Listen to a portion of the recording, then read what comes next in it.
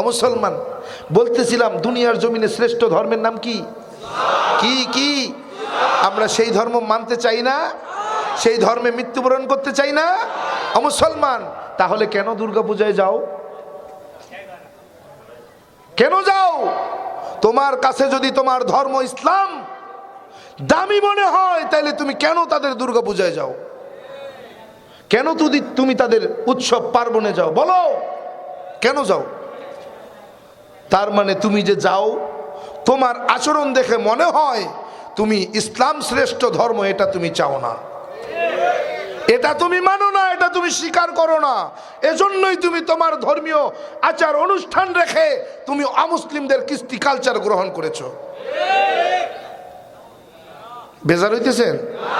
এগুলো ঘটছে না? প্রতিনিয়ত ঘটছে, প্রতিনিয়ত ঘটছে মুসলমানি অনুষ্ঠান। এক সপ্তাহ এক মাস আগে থেকে বক্স বাজায় আনন্দ ফুর্তি করে। মুসলমানেরা বিবাহ করে গায়ে হলুদ, ওই কি ওই যে ইয়ে পাঠায় না, হ্যাঁ ওটা হিন্দুদের প্রথা, তুমি করো কেন? আশীর্বাদ বলে, আশীর্বাদ বউরে বসাইয়া মিষ্টি খাওয়ায়, এক একজন যাইয়া উপহার দেয় আর মিষ্টি খাওয়ায়। এটা তো হিন্দুদের প্রচার, এটা তো হিন্দুদের কালচার। গায়ে হলুদ তো হিন্দুদের কালচার, তুমি কেন করো? তার মানে বোঝা যায় তোমার ধর্ম তোমার কাছে ভালো লাগে না, ওদের ধর্মটা তোমার কাছে ভালো মনে হয়। কি মুখে ভাত, সন্তানের মুখে ভাত হয় কি হয় না? হিন্দুরা বলে অন্নপ্রাশন, তুমি বলো মুখে ভাত, দুটার মধ্যে কোনো পার্থক্য নাই। অন্নপ্রাশন আর মুখে ভাতের মধ্যে কোনো পার্থক্য নাই। তুমি কেন মুখে ভাত করলে?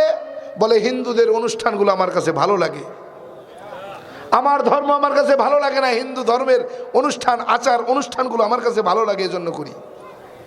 এটা তুমি মুখে না বললেও বাস্তবে প্রমাণ দিলে। বিবাহ অনুষ্ঠানে এক মাস ধরে লাইটিং করে সাজসজ্জা সাজিয়ে বক্স বাজিয়ে গেট আটকিয়ে তুমি বরের কাছ থেকে গেট পাস নাও, আছে কি নাই?